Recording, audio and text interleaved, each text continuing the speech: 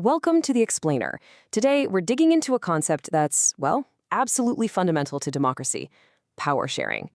We're going to dive into the stories of two very different nations, Belgium and Sri Lanka. Now, they both had this really similar, complex problem. How do you manage a country with lots of different groups of people?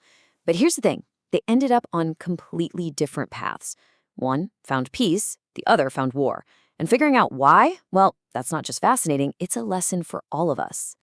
All right, first things first, let's set the stage. We need to understand the social makeup, the nuts and bolts of what these countries actually looked like. Okay, so let's start with Belgium, a pretty small country right in the heart of Europe. The population was basically split. You had the Dutch-speaking majority, mostly in one area, and then a French-speaking minority, mostly in another.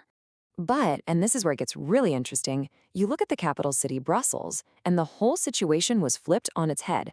The French speakers, who were the minority in the country, were actually the huge majority in the city. You can imagine, right? That created this super unique and kind of tricky political tension right from the start. Okay, now let's hop over to the island nation of Sri Lanka. At first glance, its ethnic mix seems, well, a bit more straightforward. You've got a clear majority of Sinhala speakers and a pretty big Tamil-speaking minority. It seems simpler, right? But believe me, this situation ended up leading to something far, far more tragic. So you've got these two countries, both facing this challenge of diversity. Their leaders were at a crossroads. They had a massive choice to make, and the decisions they made, well, they would go on to define the future of their nations for decades. And this is the key. They took completely different forks in the road. Belgium went down the path of accommodation, of compromise. Sri Lanka, they went the other way. They chose majoritarianism, which is basically a system where the majority group calls all the shots. What the Belgian leaders did was pretty incredible, actually. Over about 20 years, they changed their constitution 4 times to create this really clever system of compromise. They made sure both Dutch and French speakers had an equal number of ministers. Big laws needed approval from both groups. They gave a lot of power to state governments. They even set up a whole separate government for Brussels with equal representation. And on top of all that, a community government to deal with stuff like culture and language. Yeah, it was complex, but the goal was simple: make sure everyone could live together in peace. Meanwhile, in Sri Lanka, it was the complete opposite. The government started putting policies in place that just systematically favored the Sinhala majority. In 1956, they passed a law that made Sinhala the only official language. Just imagine that. Then they brought in policies that gave Sinhalas preference for university spots and government jobs. They even changed the constitution to protect Buddhism, the religion of the majority. I mean, with every single one of these steps, the Tamil community was pushed further and further to the side. So, what happened? How did these two totally different approaches play out? Let's look at the outcomes. Well, for Belgium, it worked. By finding a way to share power and accommodate everyone, they managed to keep the peace and stay stable. In fact, their model worked so well that Brussels was chosen to be the headquarters for the entire European Union. Talk about a symbol of unity built on compromise, right? But in Sri Lanka, it was a different story entirely. That feeling of being pushed aside, of being discriminated against, it just spiraled. The Tamil community's demands were ignored, and that deep, deep sense of alienation, it exploded into a brutal, devastating civil war that lasted for decades. The war was just horrific. Thousands and thousands of people were killed, countless families lost their homes, and the country suffered these terrible social, cultural, and economic wounds that honestly are still healing today.